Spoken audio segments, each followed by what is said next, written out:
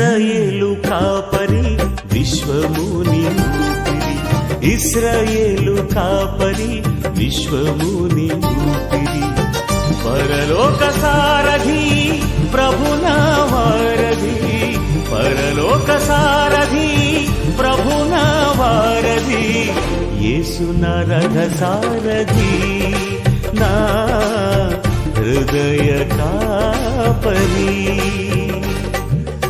ఇశ్రాయేలు కాపరి విశ్వముని ఊపిరి, ఇశ్రాయేలు కాపరి విశ్వముని ఊపిరి.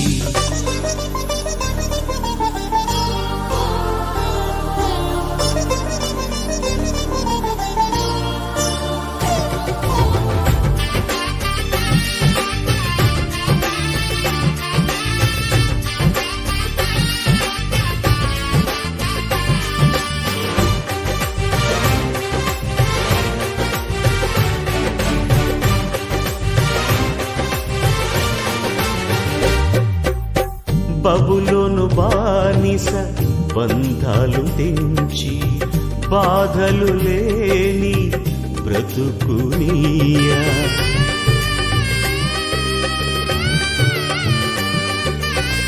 బబులోను బానిస బంధాలు తెంచి బాధలు లేని బ్రతుకునియా, సిలువ కాటాలో శ్రమల కౌగిటిలో, సిలువ కాటాలో శ్రమల కౌగిటిలో రక్తము కాచి రక్షణనిచ్చిన నా యేసయ్య, నీ రక్తము కాచి రక్షణనిచ్చిన నా యేసయ్య.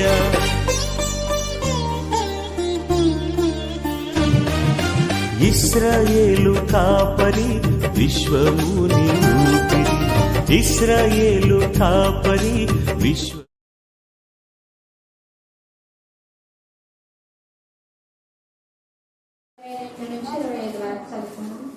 వారు భోజనం చేయుచుండగా ఆయన ఒక రొట్టె పట్టుకొని ఆశీర్వదించి పిలిచి వారికి ఇచ్చి, మీరు తీసుకునుడి, ఇది నా శరీరం అని.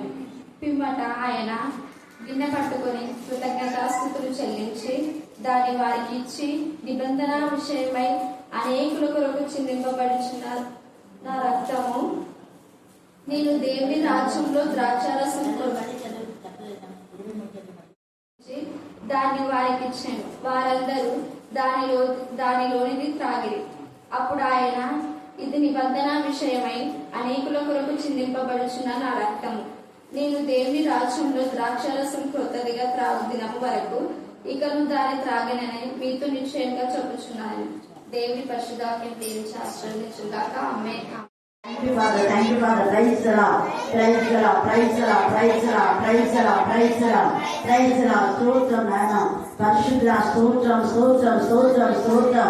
భూత వర్తమాన భవిష్యత్ కాలంలో ఉన్న సర్వాధికారియు దేవుడు నిత్యుడు ప్రభు, పరిశుద్ధుడు పరిశుద్ధుడు పరిశుద్ధుడు పరిశుద్ధుడు పరిశుద్ధుడు పరిశుద్ధుడు పరిశుద్ధుడు పరిశుద్ధుడు పరిశుద్ధుడు పరిశుద్ధుడు పరిశుద్ధుడు అని కెరాపుడు శరాపులతో స్తుతించబడుతున్న దేవుడు. రాత్రి కాల చదవబడిన లేఖన భావన ఆశించి విరిచి మా అందరి జీవితాల్లో మీరు పరిపరిచేయండి ఆయన. వాక్యంలో వాక్యంగా మీరు మార్చండి. వాక్యం బయట వెళ్ళించినప్పుడే ఆత్మీయ మానసిక శారీరక రుగ్మతల నుంచి మీరు విడిపించడానికి ప్రారంభిస్తున్నాం. చిన్న బిడ్డలు బాలుల సుఖం మూలన దుర్గములు కట్టే దేవుడుగా ఉంటారు. దేవా, ఈ బిడ్డలు నా ప్రభా వారి ఇంటిలో నేను స్థుతించినప్పుడు, నేను మహిమపరిచినప్పుడు, నేను గణపరిచినప్పుడు వారి కుటుంబంలో దుష్ట శక్తులు, దురాత్మల, ప్రేతాత్మల సమూహం నా చేయిస్తామని గర్జించి పాత్రలుగా బంధించమని ప్రార్థిస్తున్నాం. దేవా నా ప్రభా, మీకే స్తోత్రం, మీకే స్తోత్రం, మీకే స్తోత్రం, మీకే స్తోత్రం. ఈ బిడ్డలు నా ప్రభా ఇంటిలో మోకాలు ప్రార్థించినప్పుడు, చేతులైతే ప్రార్థించినప్పుడు, సాగిన ప్రతి ప్రార్థించినప్పుడు, కన్నీటితో ప్రార్థించినప్పుడు మీరు ప్రార్థనకు మీరు జవాబిస్తున్నారు. దేవా, ప్రార్థించడం ఎలాగో మీరు ముందే మాకు నేర్పారు. దేవ, మీ శరీర దారి ఉన్నటువంటి దినాలలో యేసయ్య మహారోధనతో కన్నీళ్లతో నా ప్రభా మరణం నుంచి అతను రక్షించగల దేవుడికి నా ప్రభా మీరు యాచనలు నా ప్రభా కృతజ్ఞతాస్తుతులు కన్నీటి ప్రార్థన మీరు సమర్పించినందు వల్ల అంగీకరించబడినారు. ఇలాంటి కాల సమయంలో ప్రభు బంధంలో పాల్గొందే ప్రతి బిడ్డ దేవా నీకు అంగీకారమైన జీవితం, నీకు ఇష్టమైన జీవితం, నీకు ఇంపైన సువాసన కలిగిన జీవితం జీవించడానికి మా జీవితాలను సిద్ధపరచమని ప్రార్థిస్తున్నాం. దేవ మీకే స్తోత్రం, మీకే స్తోత్రం, మీకే స్తోత్రం, మీకే స్తోత్రం, మీకే స్తోత్రం. ప్రియమైన శిష్యులు మీరు చెప్పిన ప్రతి మాట నా ప్రభా నెరవేర్చినందువలనే భూమిని తలగిట్టు చేసే విధానంలో వారిని మైటీ వెపన్స్ గా మీరు వాడుకున్నారు. మీ ఆత్మశక్తితో మీరు నింపినారు. ఈ రోజు మన ధ్యాన అంశం ఏంటంటే ప్రభు బల్ల. చెప్పండి ఏంటి? ప్రభు బల్ల. మళ్ళీ చెప్పారు. ప్రభు బల్ల. మళ్ళీ చెప్పారు. ప్రభు బల్ల. ప్రభు బల్ల ఆచరించుట అని మనం చూస్తాం. ఈ రోజు ప్రభు బల్ల ఉంది అనుకుంటారు కదా. ఏం చెప్ప ప్రభు బల్ల అంటే అన్నిలోకి ఏం కాదు. ప్రభు బల్ల అంటే ఏంటి ప్రభు బల్ల అనుకుంటారు. కానీ ప్రభు బల్ల అనేటప్పుడు అప్పట్లో ప్రతి ఒక్కరు కూడా కింద కూర్చొని తినేవాళ్ళు కాదు. ఒక బల్లని కింద పడుతుంది.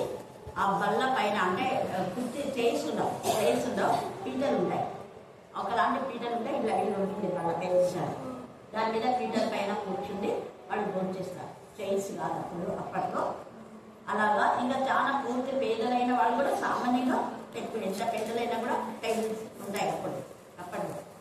ఇంకా మిగతా వాళ్ళు ఎలాగా భోజనం చేసేవాళ్ళు తెలియదు. ఇక్కడ మాత్రం యేసయ్య బల్లను సిద్ధపడుతుంది అని చెప్పారు. అంటే ఈ యొక్క బల్ల పైన ఏముంటదంటే తండ్రి అయిన దేవునికి సముఖపు రొట్టెలు ఆ బల్ల పైననే కిందగా పెట్టకూడదు. తండ్రి అయిన దేవునికి ఇంపైనటువంటి సువాసన యాగం అంటే సముఖపు రొట్టెలు బల్ల పైన పెడతారు. అవి 6 దొంతులు అంటారు. అంటే 2 వరుసల్లో ఒకవైపు 6 రొట్టెలు ఉంటాయి, ఇంకొక వైపు 6 రొట్టెలు ఉంటాయి. మొత్తం 12 రొట్టెలు పెట్టాలి. సముఖపు రొట్టెలు అంటారు వాటిని. అప్పట్లో దేవునికి సిద్ధపరచేవాళ్ళు. ద్రాక్ష రసము అది నైవేద్యం అంటారు. పులియని రొట్టెలతో చేసేది అనమాట. అచ్చం స్వచ్ఛమైనటువంటి పిండితో అంటే గోధుమ పిండితోనే తయారు చేయాలి. వేరే పిండితో చేయకూడదు. దేవునికి నైవేద్యం చేయాలి అంటే అది ఇష్టమైన నైవేద్యం. ఆ నైవేద్యం చేసేటప్పుడు గోధుమ పిండితోనే చేయాలి. పొంగకూడదు అది.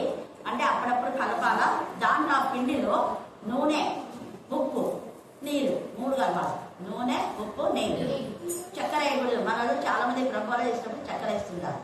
కానీ వాక్యంలో ఉప్పు కలపమన్నాడు, నూనె కలపమన్నాడు, నీళ్ళు లేదా పాలు కూడా కలపవచ్చు. పాలతో కూడా చేస్తాను నేను చెప్పాను చాలాసార్లు. ఇది ఈ విధానంలో చేసేటటువంటి విధానం. చేసేవాళ్ళు చాలా పరిశుద్ధంగా అది చేసి పిండి పిసికి కలిపి రొట్టె చేసి కాల్చే వరకు కూడా మన మైండ్లో ఏమై ఫిక్స్ అయి ఉండాలంటే యేసయ్య సిలువల గురించి ధ్యానం చేయాలి.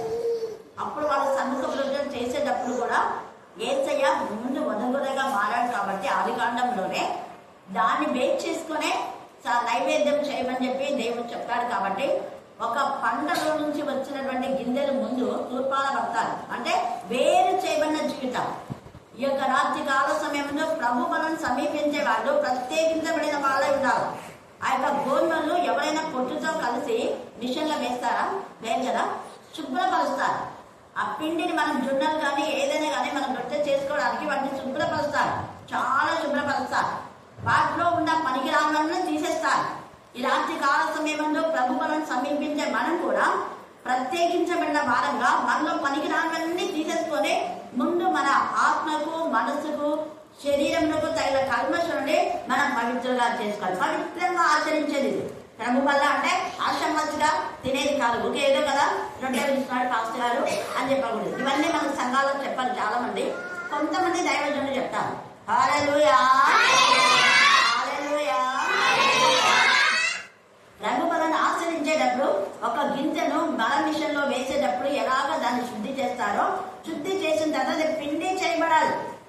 అంటే ఆ గింజగా ఉన్నది నలగొట్టబడాలి. మిషన్లో ఆ రాళ్ళలో నలగొట్టబడాలి. ఈ లోకంలో మనుషులు లేదా కఠినులు, యథార్థమైన హృదయం లేని వాళ్ళు, దేవుడి విరోధమైన వాళ్ళు ఈ రాళ్ళలాగా మనల్ని ఎంతో కఠినపడతారు, మనల్ని ఎంతో బాధ పెడతారు, నలగొడతారు. నలగొట్టినప్పుడే మనం షైన్ అవుతాం. హల్లెలూయా, హల్లెలూయా, హల్లెలూయా. యేసయ్య తన శరీరం నలగొట్టబడుతుంది అని చెప్పడానికే ప్రభు బలను ఆచరించారు. అక్కడ మనం నలగొట్టబడకపోతే అది పిండి కాదు. అవునా కదా? పిండి అయితేనే మనకు రొట్టెలుగా తయారవుతాయి. కాబట్టి మనం కూడా ఇతరులకు మనకు భోజనంకు ఉపయోగపడడానికి ఆ గింజ నలగొట్టబడుతుంది. మనకు భోజనం ఉపయోగపడడానికి ఒక జంతువు నలగొట్టబడుతుంది. ఒక జంతువుని చంపితేనే అది మనం మాంసాహారంగా తీసుకుంటాం. అది ఏ జంతువైనా కూడా, గొర్రె కానీ, మేక కానీ, పక్షులు కానీ, ఎనికో ఏవైనా కూడా అవి మరణించి మనకు జీవాన్ని ఇస్తున్నాయి. అవి మరణించితేనే మనకు ఆహారం. అట్లనే ఆక్సిజన్ మనం తీసుకుంటున్నాము అంటే ఇచ్చినటువంటి చెడునంతా కూడా అవి తీసుకుంటున్నాయి. ఎంత మంచిది కాదు. యేసయ్య ఈ యొక్క ప్రపంచంలో ప్రతి వృక్షానికి, ప్రతి జంతువులకు, మానవులకు అవినాభావ సంబంధం ఉంది. మనం ఇచ్చినటువంటి కార్బన్ డైఆక్సైడ్ వృక్షాలకి తీసుకోకపోతే ఈ యొక్క ప్రపంచం అంతా కూడా భయంకరమైన రోగాలతో చస్తారు. అందుకనే ఈ యొక్క వృక్షో రక్షితి రక్షిత అని నేను చిన్నప్పుడు పిల్లలతో నేర్పించి కాపీ రైటింగ్ కూడా రాపించేదాన్ని. అంటే వృక్షాలను మనం ఎంత పెంచితే అవి మనకంత రక్షణ ఇస్తాయి. మన యొక్క విష వాయువులను అవి పీల్చుకున్నట్టుగానే యేసయ్య కూడా మన పాపాన్ని ఆయన భరించాడు. ఆయన వృక్షానికి ఒక గుర్తు. ద్రాక్షావల్లి నేను, తీగలు మీరు అన్నారు. చూడండి, ఆయన ద్రాక్షావల్లిలాగా మనకు ఉపయోగకరంగా ఉన్నాడు. ఒక చపాతీ లాగా గోధుమను నలగొట్టినట్టుగా మన విషయంలో యేసయ్య శరీరం నలగొట్టబడింది. నలగొట్టబడము ద్వారానే, ఆయన మరణము ద్వారానే గింజ నలగొట్టబడుతుందంటే అది చచ్చిపోతుంది, అది కాల్చబడుతుంది, అది నిప్పులో కాల్చబడుతుంది.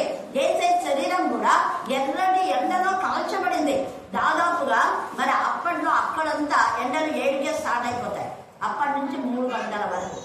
చూడండి, 9 నుంచి మామూలుగా 3 గంటల వరకు ఆయన శరీరము ఎంతగా, అప్పటి నుంచి సిల్వలు 9 నుంచి 3 గంటల వరకు, అంతవరకు జడ్జిమెంట్, తర్వాత వీధుల్లో ఆయన ఈడ్చుకొని వెళ్ళటం ఇదంతా జరుగుతుంది. కానీ 9 గంటల నుంచి 3 గంటల వరకు ఆయన శరీరం ఎండిందంటే చూడండి, వస్త్రాలు లేకుండా మన వస్త్రాలు వేసుకుంటేనే మన శరీరానికి ఎండ. ఇప్పుడున్న ఈ ఎండలు తక్కువ, అప్పుడు ఇంకా ఎక్కువ ఎండలు. అలాగా యేసయ్య శరీరం కాల్చబడింది. ఒక మన విషయంలో వేసినటువంటి పిండిని మనం ముద్ద చేసి రొట్టెగా చేసి పేన ఎలా కాలుస్తామో అదే విధానంలో యేసయ్య నీ కోసమే నా కోసమే కాల్చబడ్డాడు. ఆయన కాల్చబడినదే, కాల్చబడిన వాడినే పస్కాగా ఆచరించాలని మనం నిన్న పస్కా యొక్క పండుగ గురించి మనం చూసుకున్నాం. నిప్పులలో కాల్చబడింది మాత్రమే అని మనం చూసుకున్నాం. కారణం యేసయ్య శరీరం అలా కాల్చబడుతుంది అన్నదానికి. యేసయ్య శరీరం అలా కాల్చబడిందంటే మనము కూడా ఇతరులకు ఉపయోగకరంగా ఉండాలంటే అగ్నిలాంటి మహాశ్రమలో కాల్చబడాలి. మనం అగ్నిలాంటి మహాశ్రమలు వచ్చినప్పుడు ఏదో వింతగా సంభవించినట్టుగా మనం బెంబేలు పడిపోవడం అవసరం లేదు. 1 పేతురు 4వ అధ్యాయం 12వ వచనం చదవండి. 1 పేతురు 4:12. ప్రియులారా, మిమ్మును శోధించుటకు మీకు కలుగుచున్న అగ్ని వంటి మహాశ్రమను గూర్చి. చూడండి, ఇక్కడ అగ్ని వంటి అన్నారు కానీ అగ్ని కాదు. అగ్ని వంటి మహాశ్రమల గురించి మీకేదో ఒక వింత సంభవించినట్టు ఆశ్చర్యపడుకుడి. క్రీస్తు మళ్ళీ మీ మీద ఉదయించాలంటే మీరు ఈ శ్రమలు ఏం చేయాలా? భరించాలి. అదే కాదు అంటే ఎక్కువగా మనం షేమ్ కావాలి అంటే శ్రమ పడాల్సిందే. అది గోధుమ చపాతి మంచిగా తయారు కావాల్సిందే, అది పిండి చేయబడాల్సిందే. అలాగనే ఒక విత్తనము భూమిలో భూమిక కవచం అంతా కుళ్ళిపోవాలి అంటే అది కుళ్ళిపోయిన తర్వాతనే పప్పు పదార్థం నుంచి చక్కటి మొక్క వచ్చి ఆ మొక్క ఫలిస్తుంది. మనం ఫలించాలంటే, మనం అభివృద్ధి చెందాలంటే, మనలో ఆశీర్వాదం రావాలంటే, మనకు మన జీవితంలో అనేక ఆశలు పొందుకోవాలంటే 100% నలుగొట్టబడాలి.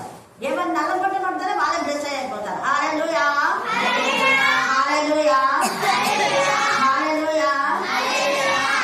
ఏ విత్తనం అయితే పైన బీజ కవచం కుళ్ళిపోదో ఆ యొక్క విత్తనం మొలుస్తుందా?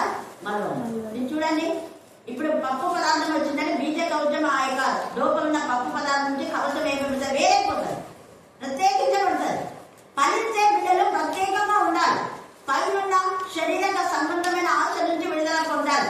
అందుకే ఒక విత్తనానికి బీజ కవచం నుంచి పప్పు పదార్థం వేరే విచ్చుకుంటుంది. విచ్చుకొని లోపల ఉన్న పప్పు పదార్థం బీజ కవచమేమో నల్లగా ఉండదు, లోపల పప్పు పదార్థం ఏమో తెల్లగా ఉంటుంది లేదా ఎర్రగా ఉండొచ్చు. దాని నుంచి వచ్చినటువంటి మొక్క పచ్చగా ఉండాలి. దేవుని సృష్టి చూడండి. హల్లెలూయా, హల్లెలూయా, హల్లెలూయా. మార్పు పొందిన మనం కూడా అలాగనే ఉంటాం. యేసయ్య స్వరూపంలోకి మనం మార్చబడతాం.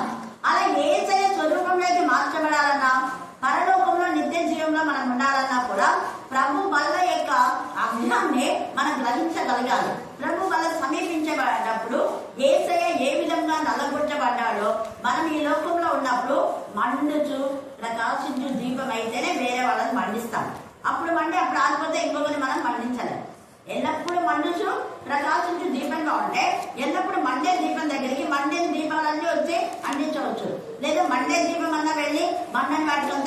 ఆరిపోవచ్చు.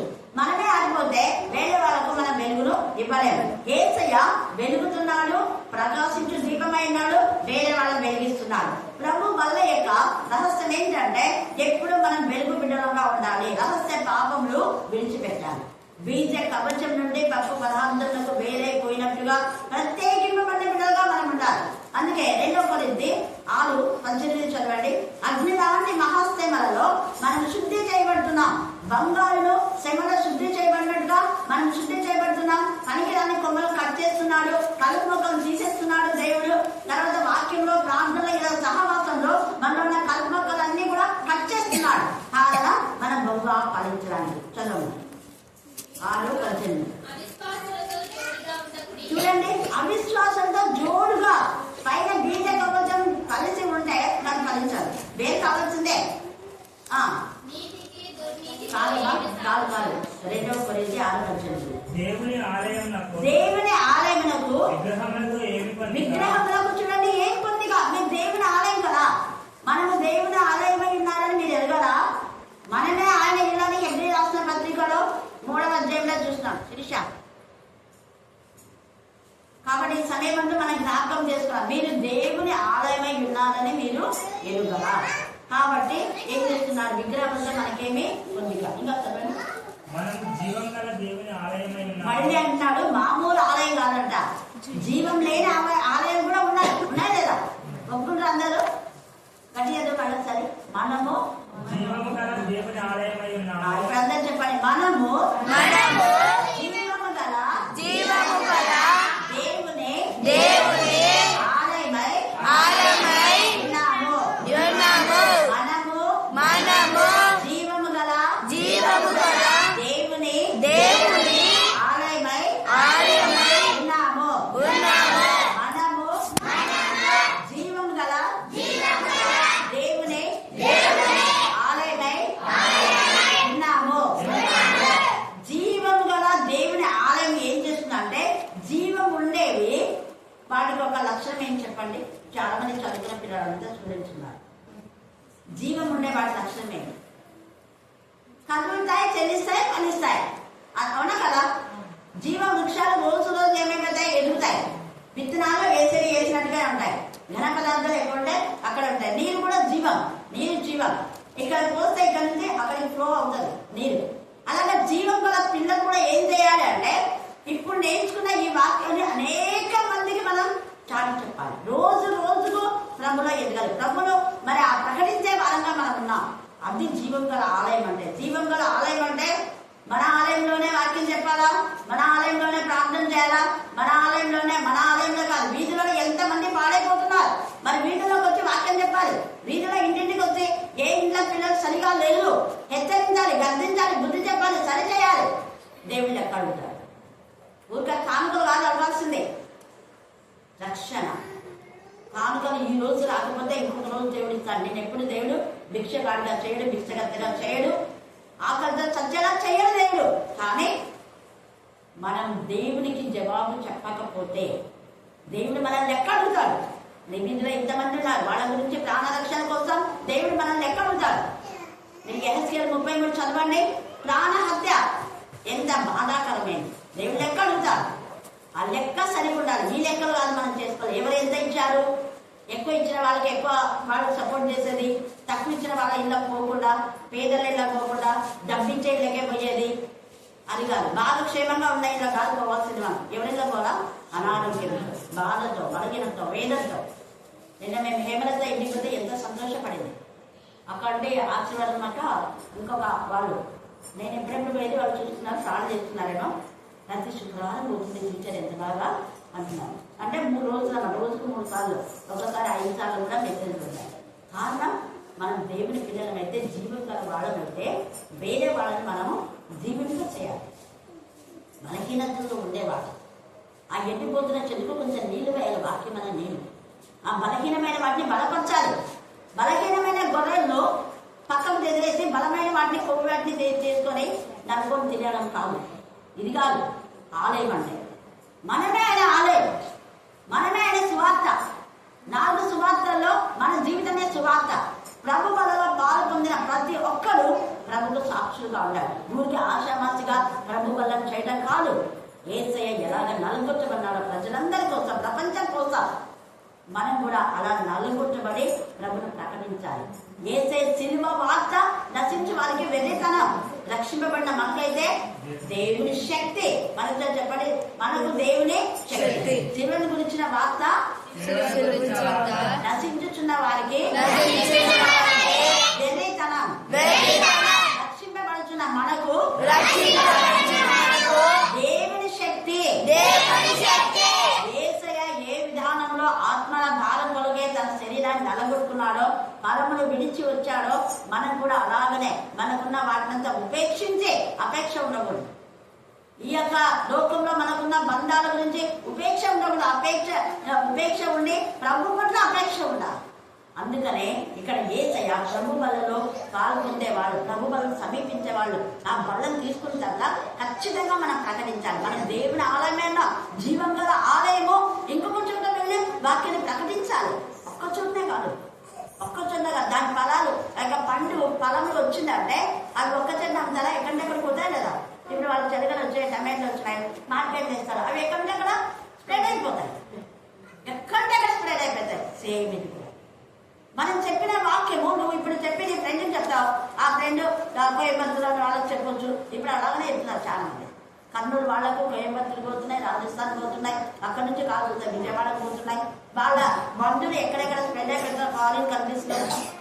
నేరి సైకిల్ వాళ్ళు సింగపూర్ లో స్ప్రెడ్ అయిపోయింది, అమెరికాలో ఇంకా చాలా మంది, తర్వాత న్యూయార్క్ లో, తర్వాత న్యూజిలాండ్ లో, తర్వాత న్యూ జెర్సీలో, తర్వాత ఫిలిప్పైన్స్ లో మన వాళ్ళే ఉన్నారు. ఎవరు?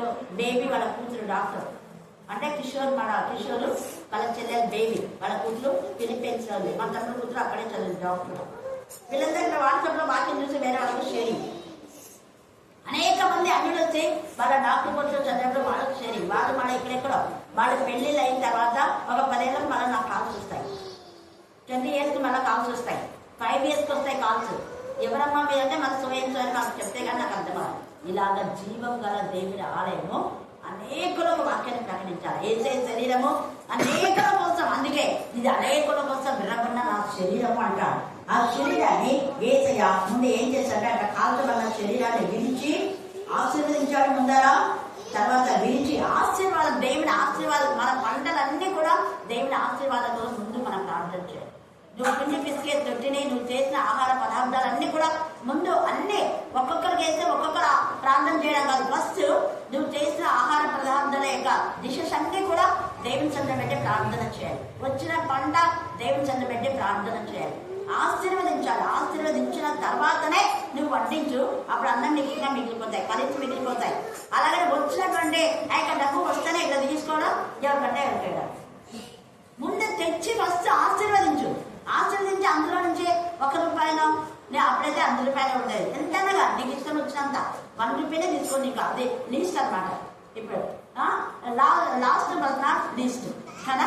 అలాగా అది నువ్వు వేసి పెట్టినప్పుడు దేవుడు నామం పెట్ట ఎంత చూసుకో. హల్లెలూయా, హల్లెలూయా, హల్లెలూయా. ఇప్పుడు ఈ కరుణాపీఠం నువ్వు కట్టడానికి నేను ఒక రోజులో వచ్చింది కాదు. అలాగా చేయబడి పొలుపు చేయబడిందే. దేవునికి అప్పు లేకుండా, లోన్ లేకుండా ఉన్న వాటిలోనే దేవుడు అనుగ్రహించాలి. నువ్వు చేసినది ఏదో ఒక మంచి పనికి దేవుడికి ఉపయోగపడేలా చేస్తాడు ఖచ్చితంగా. హల్లెలూయా, హల్లెలూయా, హల్లెలూయా, హల్లెలూయా, హల్లెలూయా. ఆయన ఆశీర్వదించి అప్పుడు విరిచి వారికి ఇచ్చాను. అంటే ఈ విరవడం అనేది కూడా ఆయన ఏమన్నాడు? నూతన నిబంధన, కొత్త నిబంధన, లేకపోతే ఈ బైబుల్ దేవుని శరీరం, యేసయ్య యొక్క శరీరం మానవాకారంలో ఆయన వచ్చాడు. ఇందులో ఉన్న అధ్యాయాలన్నీ కూడా రొట్టె అయితే ప్రతి పదం ఒక ముక్క. పదం అర్థం చేసుకొని మనం చదవాలి. ఊరికి అంత గంటలు పెట్టినట్టు చదివేసి అర్థం కాకుండా చదువుకొని వెళ్ళిపోవడం కాదు. ప్రతి పదం యొక్క అర్థాన్ని తెలుసుకుంటే జీర్ణశక్తి అవుతుంది. ఆ రొట్టెను అలాగనే మనం వివరించినాం. ప్రతి ఒక్కరు ముక్కలు చేసి మళ్ళీ ఆ ముక్కలు చిన్న చిన్న ముక్కలుగా నమిలి మనం మింగుతాం. మరి ఆ మింగిలేది మళ్ళా రక్తంలో కలవడానికంటే ఇంత ప్రాసెస్ ఉంది. జీర్ణం కావాలి. జీర్ణం కాకపోతే శక్తి విడుదల కావాలి. హల్లెలూయా, హల్లెలూయా, హల్లెలూయా, హల్లెలూయా. అందుకే వాక్యంలోని ప్రతి పదాన్ని మనం అర్థం చేయాలి. అందుకే ఆయన విడిచి వారికి ఇచ్చారు, మీరు తీసుకున్నాడే. అన్నాడు. పిమ్మట ఆయన గిన్నె పట్టుకొని కృతజ్ఞతలు చెల్లించి వాళ్ళకి ఇచ్చాను. వారందరూ దానిలోని త్రాగే. అప్పుడు ఆయన ఇది అంటే ఈ యొక్క ద్రాక్షరసం ఏమన్నాడు, రొట్టెనేమో శరీరం అన్నాడు, ద్రాక్షరసమేమో ఇది నిబంధన విషయమే అనేకుల కొరకు, చూడండి, అనేకుల కొరకు చిందింపబడుచున్న నా రక్తము, నేను దేవుని రాజ్యంలో ద్రాక్షారసం కొత్తదిగా తాగు దినము వరకు ఎక్కడో దానిని తాగాలని మీతో నిత్యంగా చెప్పుచున్నా అన్నాడు. ఇది అర్థం చేసుకొని మన పవన్ కూడా అడిగినాడు. అక్కడ కూడా మనం భోజనం చేస్తామంటే ఉంటుంది వేసేనే చెప్పడా, మీతో కలిసి ఈ శిష్యులతో ఎంత ధన్యత, ఈ శిష్యులకు ఇస్కరియోతీయులకు ఆ ధన్యత లేదు. మధ్యాహ్నం వేళ వానికి శ్రమ అనే మాట మనం నేర్చుకున్నాం. మధ్యాహ్నం వేళ ఆ మనుష్యునికి శ్రమ. ఏ మనుష్యునికి అంటే అక్రమంగా అవిధేయతతో ఇతరుల దాన్ని దోచుకునే వారికి, దొంగతనంగా అర్జించే వారికి, మరి యేసు ప్రభు దేవుని భయభక్తి గల మంచి బిడ్డలను మరి అపవాదికి అప్పగించే వాళ్ళు, మంచి బిడ్డలు శ్రమ పట్టే వారికి శ్రమ. దేవుని కోసమే నామజం చేయబడిన వాళ్ళని ఎవరు శ్రమ పడతారో వాళ్ళకు శ్రమ. అందుకనే మధ్యాహ్నం వేళ ఆ మనుషునికి శ్రమ. ఎవరా మనుషులు? ఇస్కరియోతీయుడా. ఇస్కరియోతీయుడా క్యారెక్టర్ ఏంటంటే ఇతను ప్రధాన యాజకుల దగ్గరికి, శాస్త్రుల దగ్గరికి, పెద్దల దగ్గరికి వెళ్ళి డబ్బు తీసుకొని యేసుని బాధ పెట్టాడు, యేసుని అప్పగించాడు. యేసుని అప్పగించడానికి డబ్బు తీసుకున్నారు. అలాగనే యేసయ్య మరణం కూడా ఆయన మరణించలేదు, ఆయన శవాన్ని ఎత్తుకొని పోయారు, కాల్చి పెట్టలేదు అని డబ్బులు ఇచ్చి అబద్ధపు సాక్ష్యాలు చెప్పినారు. ఇదే ప్రధాన యాజకులు, పెద్దలు, శాస్త్రులు. మనం ఈ అధ్యాయంలోనే పునరుద్ధానంలో అక్కడ చూస్తారు. అయితే ముందుగా చెప్తారు, ఇలాగ ముందే చెప్తారు అని రాయబడింది లేఖనంలో. అబద్ధపు సాక్షులను వాళ్ళు తయారు చేస్తారు. కాబట్టి ఈ యొక్క రాత్రి కాలస్యమే ముందు ఈ యొక్క ద్రాక్ష రసము మనకి రావాలంటే ద్రాక్ష గెలను తొక్కి తొక్కి తొక్కి తొక్కి తొక్కి ఎంత తొక్కితే అంత రసం ఇస్తారు. చెరుకు రసం ఇచ్చేవాడు ఎన్నిసార్లు దాన్ని తిప్పిపెట్టి దాని లోపల అది ఇంకా అయిపోయినా కూడా మనం ఇద్దరం చూడాలి. అంటే 2-3 చుక్కలన్నా రావాలని. అలాగే యేసయ్య రక్తం అంతా పిలిచేశాడు, మన కోసమే చిందించాడు యేసయ్య. అందుకే ఇది నిబంధన రక్తం ఉన్నాడు. ఈ వాక్యమే రక్తం. ఎప్పుడైతే ఈ వాక్యం మీరు ఎంత చదువుతారో అంత యేసయ్య రక్తం మన హిమోగ్లోబిన్లో, మన రక్తం యొక్క ప్రతి చుక్కలో కలిసిపోయి యేసయ్య జీవములో వస్తే యేసయ్య దోషం మనకు వస్తుంది, యేసయ్య పరిశుద్ధత మనకు వస్తుంది, యేసయ్యలాగా అపవాదం జయించగలుగుతాం, యేసయ్యలాగా మొక్కలనే తప్పును తప్పుగా ఖండించగలుగుతాం. చాటున కాదు, ఎదుర్కొని. హల్లెలూయా, హల్లెలూయా, హల్లెలూయా. యేసయ్య ఎక్కడ ఎవరిని చాటు మాటలు లేదు, అందరు డైరెక్ట్ గానే. అయ్యో వేషధార, శాస్త్రాల, పరిచయాల యథార్థంగానే మాట్లాడండి. ఇక్కడ యూదాతో కూడా ముఖాన్నే. ఎవరి ప్రభు అంటే మొదట ముక్క ముంచేవాడే అన్నారు. కాబట్టి ద్రాక్ష రసం తీసుకునేటప్పుడు ద్రాక్ష నల్లగొట్టబడినట్టుగా యేసయ్య నల్లగొట్టబడినాడు. ఇది యేసయ్య యొక్క రక్తము, మేము తాగుతున్నాం. ప్రభా నీ రక్తంలో ఎంత శక్తి ఉందో అంత శక్తి మాకు దయచేయి. ప్రభా మీ రక్తం మా రక్తంలో కలిసిపోయింది కాబట్టి అపవాది పైన మాకు విజయం ఇవ్వండి ప్రభా. యేసయ్య అంటాడు, పాములను తేలను ఎత్తి పట్టగల శక్తి మీకు ఇస్తా. శక్తి బలం అందరిపైన దేవుడు మనకు బలం ఇస్తున్నాడు. అందరి పలకండి, తండ్రి అయిన దేవుడు శత్రు బలం అందరిపైన మనకు అధికారం ఇచ్చెను. శత్రు బలం అందరిపైన మనకు అధికారం ఉంది. శత్రు బలం అందరిపైన మనకు అధికారం ఉంది. పదే పదే పదే ఇంటికి పోయే వరకు అనుకుంటాం. ఎంత ఆశీర్వాదమో చూడండి. ఖచ్చితంగా మీరు డెఫినెట్గా ఇంటికి పోయే వరకు ఎప్పుడు గుర్తొస్తే అప్పుడు ప్రభా శత్రులు మనం అందరిపైన నువ్వు నాకు అధికారం ఇచ్చిన వాళ్ళని మీ రోగాలు పోతాయి. మీ జ్వరం దగ్గరికి రా. నీ మాట అంటున్నా జ్వరం భయపడి కాలిపోతారు. అపవాది భయపడి కాలిపోతుంది. మీతో కొట్లాడే వాళ్ళు భయపడి కాలిపోతారు. హల్లెలూయా, హల్లెలూయా, హల్లెలూయా. మనతో వాదించే వాళ్ళ నోరు మూపిస్తాడు దేవుడు. మళ్ళా వాడు మాట్లాడకుండా మరే గట్టి మాట్లాడితే సత్వరా అని చెప్తాడు దేవుడు. అంత పవర్ ఉంది నిబంధన వాక్యం. కాబట్టి యేసయ్య మనకు ఘనమైన విషయాన్ని దయచేది కాక దేవుడు ఈ లేఖన బాగా దీవించి ఆశీర్వదించు కాక. ఆమేన్, ఆమేన్, ఆమేన్. 20